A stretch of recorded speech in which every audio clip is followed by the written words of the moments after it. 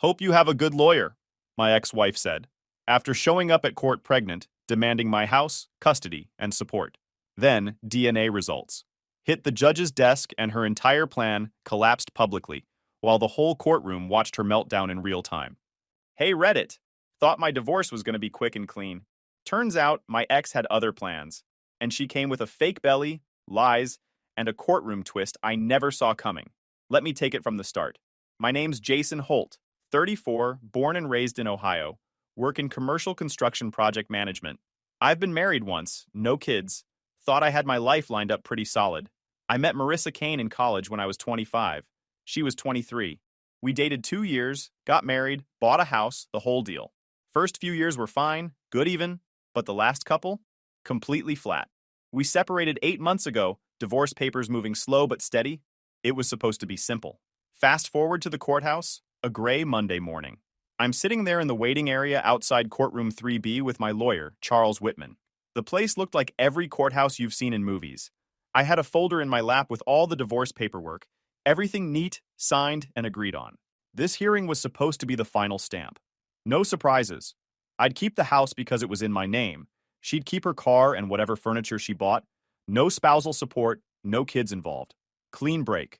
Then the door opened and Marissa walked in. She was late by maybe 10 minutes, and right away I knew something was off. She had this big, tight white dress on that made her stomach impossible to miss. And yeah, she had a very obvious bump. She looked like she was 6, 7 months pregnant. My brain froze. I hadn't seen her in person since we separated, except once when we signed some early papers. That was months ago. Back then, nothing like this. Marissa walked in like she owned the place. That same smirk she used to have when she'd win an argument back when we were married. Only now it felt practiced, like she wanted the whole room to notice her belly before anything else. Behind her was her sister Tessa, carrying a giant purse, like she was moving in for the day, and some sharp-looking lawyer I'd never seen before. Tall guy, dark blue suit, shiny shoes, the type who looks at you like you're just a bank account with legs. Charles leaned over to me and whispered, "Did you know about this?" I just shook my head. My mouth was dry already. We all filed into the courtroom when the bailiff called the case. Judge Leonard Graves presiding. Older guy, gray hair, glasses low on his nose, the type who looks over paperwork like he's scanning for landmines. We sit down. Marissa sits across from me with her lawyer and Tessa. She keeps one hand on her belly the whole time, like she's on a magazine cover. Judge Graves starts by confirming we're here to finalize Holt versus Kane. No disputes left unresolved. That's when her lawyer stands up. "Your Honor," he says, all formal, "new circumstances have arisen since the original divorce terms were drafted. My client is 7 months pregnant with Mr. Holt's child. We request immediate modification of the divorce settlement to include prenatal support, custody arrangements for the unborn child, and reconsideration of property division for the sake of the child's stability." I felt my chest get tight. 7 months? That would put conception right before she moved out. The judge looks over his glasses at Marissa. "Ma'am, you confirm you are 7 months along?" "Yes, Your Honor," Marissa says, smooth as ever. "And Mr. Holt is the father." My lawyer hadn't stood up yet. I think he was waiting for me to speak first, but I didn't. My head was just spinning dates in circles. Judge Graves taps his pen. "Given this development, I'm going to delay final judgment for 2 weeks. Both parties will provide any medical documentation or evidence relevant to paternity and pregnancy status before we proceed. The court also orders an expedited non-invasive prenatal paternity test. Both parties, and any putative father, are to cooperate with sample collection within 48 hours. He sets the new date and adjourned just like it's over. For now. We all stand. I grab my folder even though there's nothing left to do with it. Marissa walks right past me on the way out, slows down just enough to lean in close and whisper, "Hope you have a good lawyer. You're gonna need one." Then she keeps walking, one hand on her back like the belly's making it hard to move. I didn't say a word. Outside, Charles tells me not to panic yet, that people claim all sorts of things in divorce court, but I could tell he was rattled too. He said get any records I had about dates, communications, whatever, and we'd meet tomorrow. I drove home in silence. That night I pulled out my old calendar app where I mark everything. Work trips, family birthdays, even date nights back when we still did those. Last time Marissa and I were together was March 15th. We'd already separated by then. It was a one-off. Now it was October 22nd. 7 months and a week exactly. I sat there staring at that date when my email pinged. No name, just a subject line. She's lying about the dates. Message body. Meet me tomorrow. Bring no one. That was it. The next morning, I went to the cafe the email told me about. It was a chain place downtown, packed with college kids and people working on laptops. Easy to blend in. I got there early, grabbed a black coffee, sat by the window. 10 minutes later, someone slid into the seat across from me. Hoodie up, sunglasses even though we were inside. I couldn't even tell if it was a guy or girl at first. They kept looking over their shoulder before talking. "You're Jason Holt?" they asked quietly. "Yeah." "Okay. I don't have a lot of time." What she told the court yesterday doesn't line up with the clinic schedule. She wasn't even seen there until June. The 7-month thing is fake. My heart rate jumped, but I stayed calm. "How do you know that?" They pulled out their phone, tapped on the screen like they were ready to show me something, then stopped. "I got proof, but I'm not giving it for free. $200 and I give you copies." I shook my head. "Not happening. If you actually have proof, give it to the court. I'm not handing cash to someone I met 5 minutes ago." They seemed irritated, but not surprised. "Suit yourself." But she's lying. I know she is. They stood up and left before I could ask another question. I sat there for a minute, thinking. This could be a scam or real evidence. No way to know. Either way, I wasn't about to buy mystery files in a cafe like some movie scene. I left and called Charles, my attorney. Told him what happened. He said if I wanted real answers, we needed someone who could actually verify stuff properly. He gave me the number of a private investigator he'd worked with before, Frank Delgado. Ex-cop, good reputation, handled family cases all the time. I called Frank that afternoon. He told me to come by his office the next morning. Frank's office was in a small building above a tax prep place. Nothing flashy. Inside, the walls were lined with old framed photos of him shaking hands with cops and firefighters. The furniture looked like it hadn't changed since the early 2000s, but everything was clean, organized. Frank was mid-50s, short gray hair, beard trimmed neat. He shook my hand, sat me down, opened a yellow legal pad. "All right," he said. "Start from the top. Don't leave anything out, no matter how small." I told him everything. The marriage, the separation date, last time I saw Marissa, what happened in court, even the weird cafe meeting. Gave him copies of texts, emails, the calendar screenshot with the March 15th date circled. He nodded along, taking notes. "Okay, I'll need some things from you. Timeline of events, any bank statements from around when you separated, access to her public social media if she hasn't blocked you, names of family or friends she was close to. I'll stay within the law, but I need as much as I can get." I gave him what I had. Most of her Instagram was still public. She wasn't big on privacy settings. He started pulling stuff up on his own laptop while we talked. Within minutes, he found photos on Marissa's Facebook from January and February. There was a guy in several of them I didn't recognize. Tall, dark hair, sometimes with his arm around her. Same guy in a Valentine's Day dinner picture. Date stamp clear as day. February 14th. "Know him?" Frank asked. "No. He's in a lot of these." Name tag says Dylan Mercer on one of his work photos. Frank kept scrolling. There was a beach picture of Marissa and Dylan from early March. That was less than 2 weeks before the last time I saw her. He wrote Dylan's name down on his pad. Might be nothing, might be something. We'll find out. Then Frank looked at the bank statements I'd brought. Nothing huge jumped out, but he pointed at a series of small transfers from our old joint account to one under Tessa's name. $20 here, 50 there. Starting 2 weeks before Marissa moved out and continuing through the first court date. "Looks like she was funneling little bits of money out before closing the joint account," Frank said. "Could be normal, could be hiding something. I'll trace it." By the end of the meeting, Frank had a plan. He was going to verify medical records through legal channels, map out Marissa's movements from the time she left until now, talk to clinic staff who might confirm appointment dates on background, keep scraping her social media for travel photos, tags, locations. Check the money trail tied to those transfers. "Give me a week," he said, closing the notebook. "If she's lying, we'll prove it." I walked out feeling nervous, but also like, finally, someone was actually digging into facts instead of me guessing dates on my phone at midnight. 3 days later, Frank called me at lunch. "Marissa just got in a car accident," he said. "Not serious. Fender bender over by Grant Avenue. She went to St. Luke's to get checked. I've already got someone pulling the incident report." I froze mid-bite. "She okay?" "Yeah, just bruised. But the hospital records will have the gestational age from her intake forms. We'll know what the doctors put down." I didn't even know hospitals log that sort of thing, but Frank said car accident visits trigger full checkups if someone's pregnant. Insurance billing, medical coding, all of it leaves a paper trail. Within 2 business days, he called back. Got it.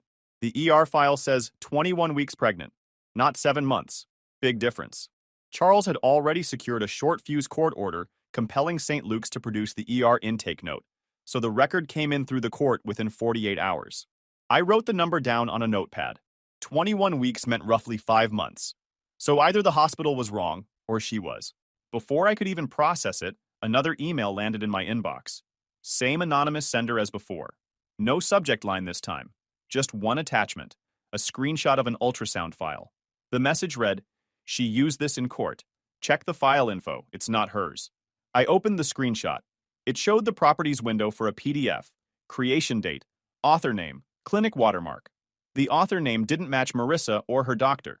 Creation date was from 2019. Clinic watermark had a different hospital's name on it than the one she claimed.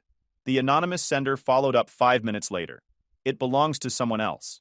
She edited the date in Photoshop. Look closely at the edges. I forwarded it all to Frank. 10 minutes later, he called back laughing, but the kind of laugh people do when they're annoyed. Amateurs, he said. The document ID doesn't match that clinic's format, and the doctor listed was on vacation that entire week. She didn't even fix the watermark properly. Frank said he'd add it to the evidence stack. 2 days later, Frank gave me an update in person. He spread documents across his desk. Bank printouts, screenshots, shipping receipts. Look here, he said, pointing at a line on a statement. These small transfers to Tessa's account started 2 weeks before she moved out. Stopped right after the first court date. He showed me a deposit receipt into Tessa's account dated the same day Marissa ordered something from a costume supply site. The item description said, maternity belly, stage 3. She bought the fake bump online, Frank said. Used Tessa's card. Reimbursed her through these transfers. Sloppy, but clear enough. One transfer lines up to the day with the maternity belly, stage 3 purchase. The rest bracket the move-out and first court date. He also had the seller's order confirmation and the carrier's delivery record for the package in Marissa's name.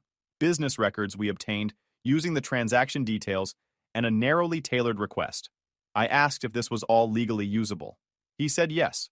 Bank statements came from accounts I was joint on, and the ultrasound metadata was fair game since she submitted it to court. While he organized everything into folders, I tried not to think about how much time she must have spent planning this. She hadn't just lied casually. She built props, paperwork, the whole thing. Work that week was rough. I was behind on a project because my head was full of court dates, emails, and Frank's updates. Every time my phone buzzed, I expected more bad news. At night, I started making my own binder. Every email, every receipt Frank gave me, I printed and labeled by date. Even got those colored sticky tabs so I wouldn't be flipping pages like an idiot in front of the judge. The pile grew fast. Hospital record with 21 weeks circled. Shipping receipt for the fake belly. Bank transfers into Tessa's account. The 2019 ultrasound PDF with mismatched watermark. I printed 2 sets just in case. One evening while sorting papers, another email came in from the anonymous sender. This one was longer. Dylan's been telling people it's his baby. He thinks she's waiting until the divorce is final so she can move in with him full-time. Ask him yourself if you want. I'm done keeping his secrets. The message ended with, I'm Kayla. I was Dylan's fiancé. Not anymore. So that was it. Kayla Summers. The mystery sender finally had a name, and she was saying Dylan Mercer, the guy from all those beach photos, was the real father. I sent it straight to Frank. He wrote back 2 words. Getting statements. That night, I sat at my kitchen table staring at the growing stack of evidence. It felt less like a divorce now, and more like I was prepping for some investigation you read about in the news. Every document made Marissa's story look thinner and thinner. Frank texted before bed. Next step? Talk to Kayla. She's ready to burn it all down. Frank called me 2 mornings later and said he was going to drop by Tessa's place. He told me it would look routine, just tying up details about the furniture from the old house, stuff listed in the divorce paperwork. That way, she wouldn't shut down right away. I met him in the parking lot of her apartment building, so I could hear what she said firsthand. It was one of those older complexes with brick walls, metal staircases, and mailboxes crammed together under a flickering light. Tessa opened the door wearing sweatpants and a college hoodie, eyes puffy, hair in a loose knot. Frank started off easy. Morning, Tessa. Just need a quick word about the furniture list for the court filing. Want to make sure we got the right items down before the judge sees it. She nodded. Let us in. Her place smelled like coffee and air freshener. A cat jumped off the counter and ran into the bedroom. Frank pulled out a notepad, flipped through a few pages like this was purely administrative. Then, while she was reading the list over his shoulder, he said casually, "By the way, hospital records from St. Luke's show Marissa at 21 weeks pregnant, not 7 months. And we traced some bank transfers into your account around the same time she ordered a maternity belly online. That about right?" The pen in Tessa's hand froze mid-signature. Frank didn't push. He just looked at her, waiting. Finally, she set the pen down. "Look, I didn't think it was going this far. Marissa said she just needed to look pregnant, so she could keep the house. She told me Jason had screwed her over financially." I cut in. "I didn't screw her over. We agreed on everything." Tessa shrugged like she didn't want to be in the middle anymore. "I helped change the date on one ultrasound file she got from some clinic Facebook group. I printed it, changed the header date, that's it. She said it was harmless." Frank asked if she'd be willing to make a statement. He had a small recorder in his bag and explained it was voluntary and legal as long as she agreed. Tessa nodded, probably realizing she didn't want to be tied to perjury charges if this hit court. She said clearly on record, yes, she altered the date on the PDF. Yes, she gave Marissa the fake belly the morning of the first hearing. Yes, she knew Marissa planned to use the pregnancy claim to change the divorce terms. When it was done, Frank thanked her and asked for the original file she used to make the edits. Tessa pulled it from her email on her phone and forwarded it to him right there. That afternoon, Frank called the clinic whose name was on the ultrasound Marissa had submitted in court. He got the office manager on speakerphone so I could hear. He read out the document ID number printed on the bottom corner. The manager checked their system. "We can confirm without discussing any patient information that the document ID doesn't match our format," she said. "And the doctor listed on it, Dr. Keller, was on vacation that entire week. It isn't one of ours." She offered to email a signed statement confirming both details for legal purposes. Frank said yes, gave her Charles Whitman's law office address so it would go straight to the attorney handling the case. Frank called Charles to coordinate. The plan was to build a clean stack of evidence with a clear chain of custody. No screenshots floating around without context. Every document dated, signed, sourced. Every witness lined up properly. Charles said we'd probably call 3 people if needed. The clinic manager for the ultrasound records, the ER nurse or admin from St. Luke's for the 21-week note, Tessa herself, since she was cooperating now. Frank would handle notarizing her statement so it didn't turn into a he-said-she-said situation later. That evening, I was going through a closet looking for an old box of tax files when I found our wedding album wedged between binders. I sat on the floor, flipping through it. Marissa smiling on the church steps, my parents holding hands, me looking 10 pounds lighter and about 10 years less tired. I closed the album, put it back in the box, slid the box onto the top shelf, and left it there. Frank set up a meeting 2 days later with Kayla, Dylan Mercer's ex-fiancée. She wanted to meet at a diner off the highway. Neutral spot. Plenty of people around. When I got there, Kayla was already in a booth by the window with Frank. Mid-20s, dark hair tied back, looked like she hadn't slept much. A manila folder sat on the table in front of her. "I'm done covering for him," she said as soon as I sat down. "Dylan, Marissa, all of it. I was supposed to marry him in August. Found out about her in February, but he kept swearing it was nothing serious. Then I saw messages. Everything made sense." She slid the folder across the table. Inside were printouts of text conversations between Marissa and Dylan. In one, dated March 5th, Marissa wrote, "Once the divorce is done, we'll sort paternity. Jason can carry the bills for a while. Then we make it official." Another message from Dylan. "You sure he won't ask for tests right away?" Marissa replied, "If he does, we stall. Tessa will help. He's clueless." Kayla had more. Hotel receipts with both their names on March 10th. The beach trip photos stamped the same weekend. Even a message draft Marissa wrote to herself accusing me of angry outbursts at the house. She planned to file this after the first hearing, Kayla said. Said it would make the judge side with her for custody and the house. I flipped through the receipts, the screenshots, the photos.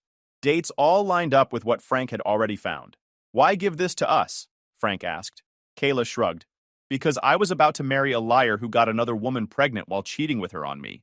And she's trying to ruin some guy who didn't do anything? Number. I'm out." She signed a short statement Frank had ready, confirming she gave us the material voluntarily and that the screenshots came directly from her phone. 2 days later, right on schedule, Marissa filed the abuse complaint, claimed I forced my way into her apartment the night of April 2nd and screamed at her for an hour. Said she felt unsafe and needed a protective order immediately. Problem for her, I was on a Zoom call with my boss that whole evening. Frank pulled the meeting logs showing my webcam active from 6:45 p.m. to 9:15 p.m., including the IP logs placing me at my home address. My doorbell camera showed no visitors all day, and my phone's location history put me at home that night. Marissa's next-door neighbor gave a written statement saying she never saw me there that night or any other night since March. Charles, my attorney, filed a counter-response within 24 hours attaching all of it. The judge didn't issue any protective order, said it would be reviewed after hearing evidence. Frank called it a cheap move that backfired fast. Meanwhile, Kayla agreed to testify if needed. She wanted nothing to do with Dylan anymore and said she'd tell the court about the texts, the receipts, everything. She even gave Frank access to her cloud backup to confirm message authenticity, so Marissa's lawyer couldn't claim they were fabricated. Frank organized it all into a timeline. Seeing it on paper like that made the pattern impossible to ignore. Frank kept digging into Dylan too. He found out Dylan's parents lived 2 towns over and had posted on Facebook about their grandbaby coming this winter. That lined up with the hospital's 21-week record perfectly. Kayla forwarded another text where Dylan told a friend, "Can't wait till she moves in after the divorce is done. Marissa says the house will be ours by then." Frank highlighted that one in red. Shows motive. He thought this plan actually had a finish line. Charles started drafting the witness list for the next hearing. He said we might not even need all of them if the judge accepted the documents without dispute, but it was better to be ready. Kayla told Frank she didn't care about facing Marissa in court. "She wrecked my life. If I get to wreck her lies, fine by me." Frank said, "Next week's hearing is going to be ugly for her." And for the first time since this started, I believed him. The second hearing started on time, 9 a.m. sharp. I walked in with Charles and Frank carrying 2 binders full of documents, every page labeled and dated. Marissa was already there. She wore a plain white dress this time, hair pulled back, no flashy jewelry. Looked calmer, like her lawyer had told her to dial things down after the abuse claim blew up. Her lawyer had a thicker folder than last time. I noticed him flipping pages quick, like he was hoping to bury bad evidence under a pile of paper. Tessa sat behind them looking pale, arms crossed, eyes fixed on the floor. Dylan wasn't in the room yet. Judge Graves came in, same calm face, glasses low on his nose. He reviewed the case number, confirmed both parties were present, then said, "I understand new evidence has been submitted by both sides since our last hearing." Marissa's lawyer went first. He handed up medical documents, ultrasounds, a short statement claiming my alleged anger issues made shared custody complicated. Same story as before. She was 7 months pregnant. The house should go to her for the child's stability. Judge Graves flipped through the papers, paused on one page, frowned. "Counselor," he said, "your own exhibits list inconsistent gestational ages. One note says 20 weeks, another 28. Can you explain that?" Her lawyer cleared his throat. "Different clinics calculate differently, Your Honor." Charles stood. "Given the conflicting records and the abuse claim that's already been disproven by video evidence," he said, "the court already ordered an expedited non-invasive prenatal paternity test at the last hearing. The lab filed its report within 5 business days. Dylan Mercer was noticed through counsel and submitted a cheek swab sample within 48 hours. The judge nodded slowly, looked at Marissa. "Any objection to admitting the lab report already on file?"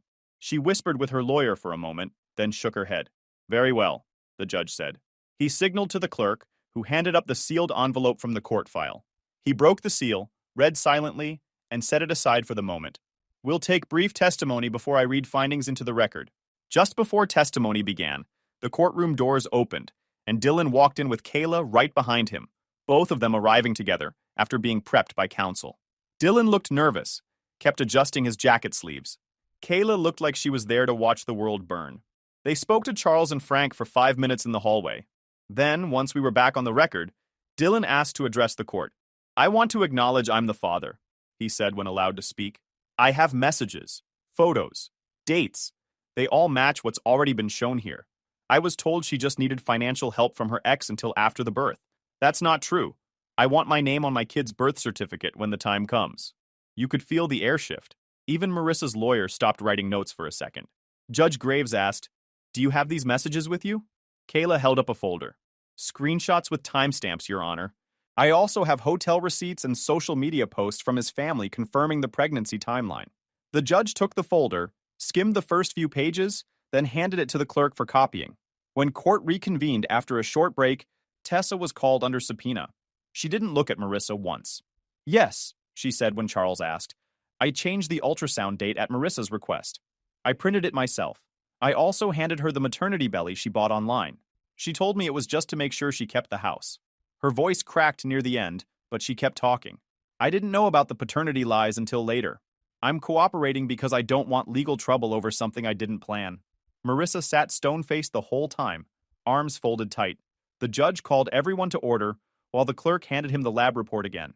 He read it aloud this time. Preliminary results indicate a 0% probability of paternity for Mr. Holt. Probability exceeds 99% for Mr. Mercer. The courtroom went dead quiet. Then a low murmur started among the people waiting for other cases. Judge Graves tapped his gavel once.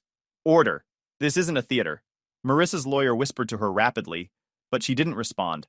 Dylan just sat there rubbing his jaw like he already knew this was coming, but hated hearing it out loud. The judge made a few notes, then asked short, direct questions. To Dylan, you acknowledge paternity under oath? Yes, Your Honor. To Tessa, your testimony about altered documents is accurate. Yes, Your Honor. To Marissa, do you dispute these results or the testimony presented? No answer. Just a small shake of her head. Judge Graves sighed, closed the folder, and said we'd proceed to closing arguments before final judgment. Judge Graves didn't waste time once the lab results were read. He shuffled through both stacks of evidence, took off his glasses, and spoke in a steady voice that filled the courtroom. This court finds that the original divorce settlement stands as filed, he said.